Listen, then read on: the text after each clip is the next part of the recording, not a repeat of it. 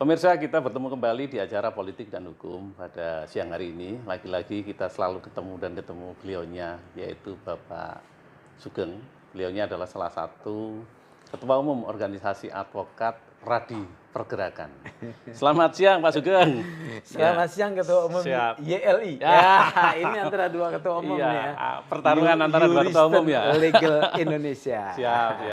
Pak Sugeng, saya ini tertarik. Kenapa? Ada beberapa organisasi advokat, tercatat itu 61 organisasi advokat, sementara ada banyak pradi. Apa yang membedakan Pak Sugeng dengan pradi yang lain? Saya ini sebetulnya ya bagaikan bikin perusahaan baru lah. Ya kan? Siap. Tapi karena saya ini pendiri pradi, ya. Pendiri pradi? Pendiri loh, saya ini. Eleng-eleng ini aku pendiri pradi loh ya. Apa ada bahasanya itu? Pradi yang pertama? Yang pertama. Yang pertama. Jadi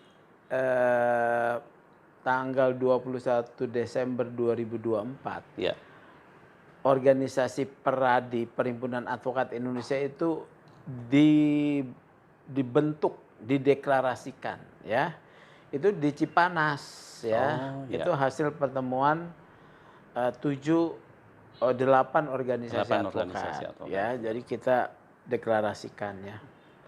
Nah, salah satu akte pendirian Peradi itu saya tanda tangan. Oh, ikut andil ya? Iya dong. Oh, baik. Jadi tanda tangan akte itu kalau tidak salah oleh notaris yang terkenal di Jakarta itu, saya lupa itu ya.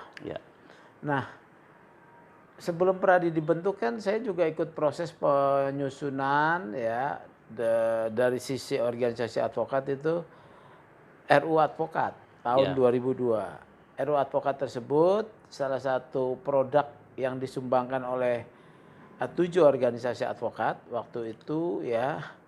Ada 7, IKADIN, IPHI, AAI, HAPI, HKHPM, HPM, kemudian SPI.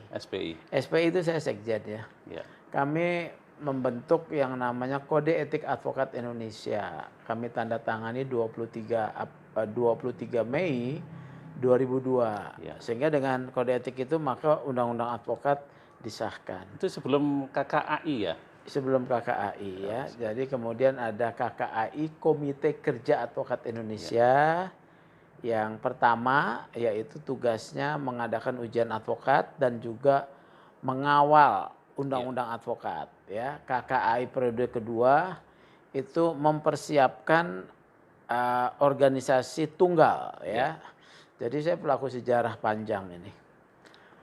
Sudah terbentuk, ternyata 15 tahun kemudian pecah lagi ya. Pecah itu karena hasrat kekuasaan yang menempel pada, kalau dugaan saya ketua umum waktu itu saudara OHA ya. Iya, OHA.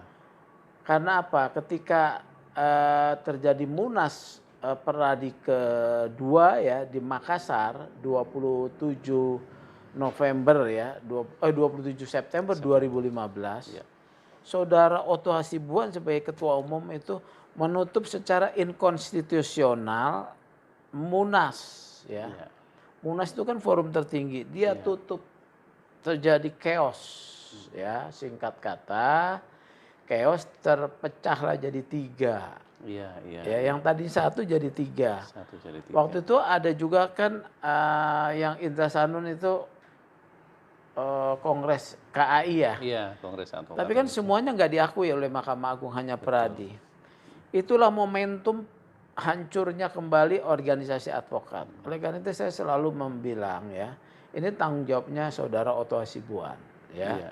Harus diminta pertanggungjawaban kepada saudara Otto Hasibuan. Bukan saya itu pengen mengontrol terus Peradi ya. Karena dia mengajukan calon yang kemudian memang menjadi ketua umum, tapi versi dia ya itu kalah saing, kalah pamor. Calonnya kan Fauzi Hasibuan, kalah pamor dengan Junifer Girsang dan Luhut Pangaribuan, kalah pamor lah ya. Kalau dilempar ke floor, dugaan saya kalah Fauzi. Tapi karena tahu itu akan kalah, dia buat batal tuh Munas. Bahkan waktu itu saya mengambil alih, kalau yang mengingat ya, saya mengambil alih tuh.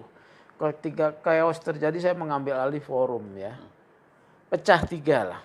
Nah, di antara pecah tiga itu kan muncul Otto tetap, Junifer mendeklarasikan diri sebagai ketua umum Pradi, Luhut tetap bertahan di dalam ruang, kemudian membentuk Pradi Rumah Bersama Rumah Advokat. Bersama, Saya RBA. sekjennya, jadi saya Oh, bentuk lagi Pradi siap, kedua siap. ya, tanda tangan akta lagi ya. 2015 sampai 2020 Munas Pradi RBA saya tidak saya nonaktif, saya jadi anggota saja. Ternyata ada yang ngompor-ngompori. Oh, Udah baik. bikin lagi Pradi. Singkat kata bikin lagi Pradi. Itu iya. aja Mas. Iya. Pradi pergerakan jadi 4. Iya, Ya kan? iya. Jadi Pradi Kenapa pergerakan. menggunakan istilah Pergerakannya. pergerakan? Ya kan ini karena saya ketua umumnya jiwanya kan saya mau bawa ya. Selalu harus beraktivitas, melakukan pergerakan itu kan diksi yang berasal dari sejarah perjuangan bangsa ya. Oh, iya. Diksi-diksi Era ini yang pergerakan. dipakai pergerakan kebangsaan, Iya, iya. pergerakan pemuda. Iya. Jadi harus membawa spirit perjuangan Iya. untuk memperjuangkan masyarakat banyak lah. Iya, iya. Jadi itu aja Iya, membedakan. narasi yang dibangun memang bagus, tapi pada akhirnya muncul saling gugat ya. Itu pada akhirnya endingnya seperti apa ya, Pak? Itu kan gugatan yang Rumah Bersama Advokat ya. Ya, Kalau kami kan organisasinya tersendiri, kami punya badan hukum sendiri ya. Jadi nama badan hukumnya kita tuh Persaudaraan Profesi Advokat Nusantara. Persaudaraan Profesi Advokat Nusantara. Kami punya badan hukum sendiri. Tapi nama kerennya Pradi Pergerakan ya. Mantap, iya. Jadi gitu. Tapi yang menjadi catatan secara de facto dan de jure itu ada 61 organisasi advokat. Iya. Nah, Pak Sugeng ke depan harapannya seperti apa? Kan ada muncul banyak pradi, ada ini muncul kan di luar tidak itu. bisa disatukan lagi lah gampangnya ya. Ya hanya ada dua undang-undang advokat direvisi menjadi multibar ya. Mungkin ada konsep Dewan Advokat Nasional ya.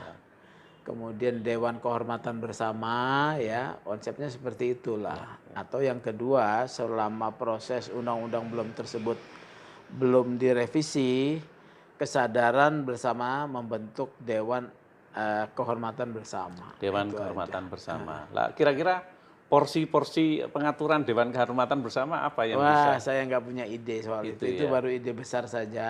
Ya. Dibicarakan sajalah dengan 61 organisasi. Dan ingat Mas Rahman, pimpinan organisasi advokat itu kalau saya sudah melihat sejarah perjalanan panjang ini tidak akan pernah bersatu sampai kiamat. Sampai kiamat. Ini sudah saya sampaikan. Iya, egonya besar. Jadi sampai kiamat tidak akan bisa bersatu. Jadi lupakanlah untuk bersatu. Yang harus dibangun adalah kepercayaan publik dengan layanan oleh advokat. Itu aja. Ada hal yang perlu dipastikan jika ada pelanggaran-pelanggaran etik yang itu dia, konon terjadi saat ini begitu marah, apa ya Pak Sugeng? Ya tadi ide tentang Dewan Kehormatan Bersama. Ya. Itu kan ide idealnya, walaupun mewujudkannya sulit. Ya. Ide idealnya banyak pensulit, mewujudkannya sulit. Karena apa? Di luar sana masih banyak orang-orang dalam tanda kutip penjahat yang ingin menjadi advokat atau advokat yang berasal dari penjahat. Saya nggak mau sebut siapa ya. Tapi kalau dia prakteknya itu premanisme, prakteknya menipu, itu saya bilang dalam kelompok penjahat. Tidak pantas diberi gelar advokat. Kalau ada pelanggaran pecat. Saya kan 15 tahun saya menjalani posisi sebagai Dewan Kehormatan Pusat. Mengadili dugaan pelanggaran-pelanggaran kode etik. Termasuk obstruction of justice ya dilakukan seorang advokat. Iya banyak sekali. Ada yang saya pecat. Saya ingat 4 orang sudah saya pecat ya. Karena melakukan pelanggaran berat. Saya ingat juga, nggak perlu saya sebutkan namanya, ada 2 advokat sangat senior ya. Saya periksa, saya hukum juga. Mencak-mencak. Saya bilang, dia siapa itu si Sugeng? Ya saya diam saja ya kan, kita jalankan tugas. Gitu. Nah, kalau melihat carut marut yang sudah ada ini, apa yang bisa disampaikan ide kreatifnya, Pak? Jadi tadi saya sudah sampaikan ya, masing-masing organisasi mungkin membuat standar tentang jasa hukum termasuk pradi pergerakan ya. Kemudian membuat daftar anggota advokat kan memang itu wajib ya dalam undang-undang advokat. Membuat peringkat ya, Oh, siap. peringkat tingkat kepuasan layanan terhadap jasa hukum advokat.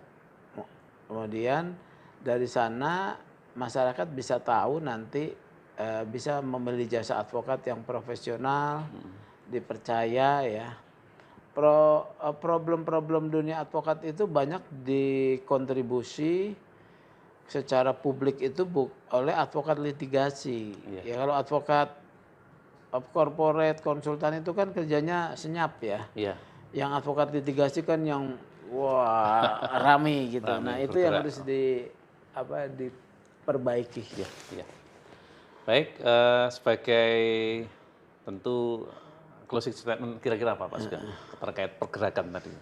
Jadi ya kalau pergerakan kan kami tetap sama seperti organisasi lain. Saya cuma berpesan kepada para praktisi hukum yaitu advokat, tumbuhkan kepercayaan publik kepada Anda ya dengan menjalankan profesi secara profesional. Profesional itu ada dua artinya. Anda ahli di dalam penanganan perkaranya, Anda juga bersifat etis. Artinya etis itu menghormati dan mentaati kode etik. Itu saja. Ya. Pemirsa, demikian bincang-bincang siang santai tetapi cukup bermakna meskipun sangat singkat namun padat dan berarti. Sekali lagi, salam juang via justisia rawat kulum. Matur nuwun Pak Sugeng. Matur nuwun, Mas Siap. Rahman.